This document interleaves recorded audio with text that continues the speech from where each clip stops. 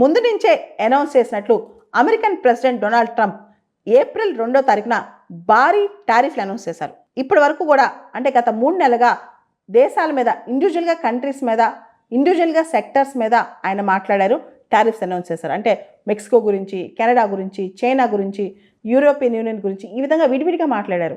అదేవిధంగా sector wise aluminium, steel ఇలా మాట్లాడారు.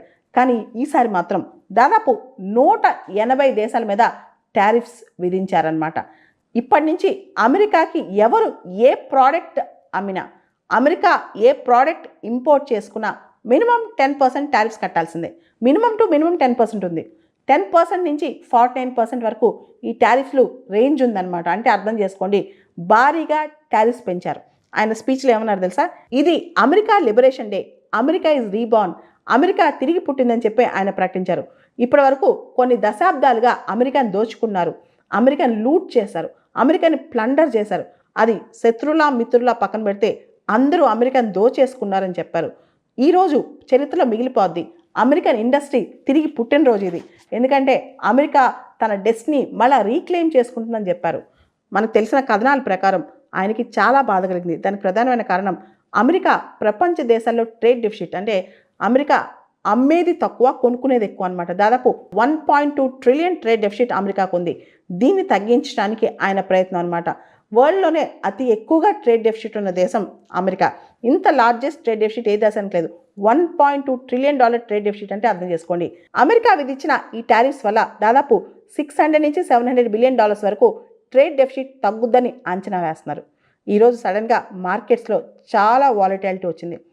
కొన్ని స్టాక్ మార్కెట్స్ అయితే బాగా పడిపోయాయి కూడా. అమెరికాలో బాండ్ డీల్స్ అనేవి భారీగా పడిపోయాయి. గోల్డ్ ప్రైస్, బంగారం ధర పెరిగిందనమాట.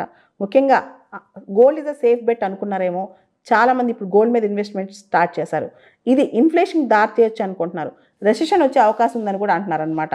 ఇవన్నీ జరుగుతున్న తరుణంలో అసలు అమెరికా ఏ దేశం పైన ఎంత టారిఫ్స్ వేసింది, కొన్ని ప్రముఖ దేశాలు చూద్దాం అనమాట. చైనా పైన 34% టారిఫ్స్ వేసింది అమెరికా. అదే ఆయన డొనాల్డ్ ట్రంప్ లిస్ట్ ప్రకారం చైనా అమెరికన్ గూడ్స్ మీద 67% టారిఫ్స్ వేసింది. యూరోపియన్ యూనియన్ మీద అమెరికా 20% వేస్తే అమెరికన్ గూడ్స్ మీద యూరోపియన్ యూనియన్ 39% వేసింది. అదేవిధంగా జపనీస్ గూడ్స్ మీద అమెరికా 24% వేస్తే జపాన్ వాళ్ళు అమెరికన్ గూడ్స్ మీద 46% వేస్తున్నారు. అదేవిధంగా ఇండియా, ఇక్కడ డొనాల్డ్ ట్రంప్ ఇండియా గురించి కూడా ప్రస్తావించారు. మోడీ గారు నాకు చాలా క్లోజ్ ఫ్రెండ్, అయినా వాళ్ళు మాత్రం మనకు భారీగా టారిఫ్లు వేస్తున్నారని. ఇండియా అమెరికన్ గుడ్స్ మీద 52% టారిఫ్లు వేస్తే అమెరికా ఇండియా గుడ్స్ మీద 26% టారిఫ్స్ అనమాట. ఇలా ప్రపంచంలో చాలా దేశాలకు సంబంధించి పెద్ద లిస్టే చూపించారు ఆయన.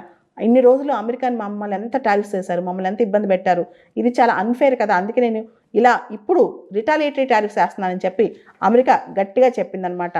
అమెరికా వేసిన ఈ పనుల వల్ల ఇండియాకు కొంత నష్టం అయితే జరుగుతుంది అనమాట. ముఖ్యంగా మన ఎలక్ట్రానిక్స్, కంప్యూటర్స్, బాయిలర్స్, టర్బైన్స్ ఈ ఇండస్ట్రీస్, అదేవిధంగా footwear industry, agriculture sector, associated sectors వీటి మీద ఇబ్బంది ఉంటుంది.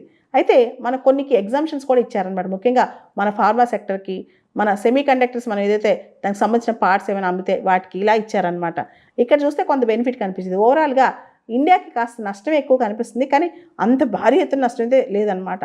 కానీ ఇతర దేశాలకైతే ఇంకా ఎక్కువ నష్టపోయే అవకాశం కనిపిస్తుంది అమెరికాతో ట్రేడ్ వార్తో. ఓవరాల్గా అయితే ఈ ట్రేడ్ వార్ వల్ల మార్కెట్లో మాత్రం చాలా అనిశ్చితి మొదలైంది. స్టాక్ మార్కెట్స్లో అయితే చాలా కన్ఫ్యూజన్ కూడా స్టార్ట్ అయింది.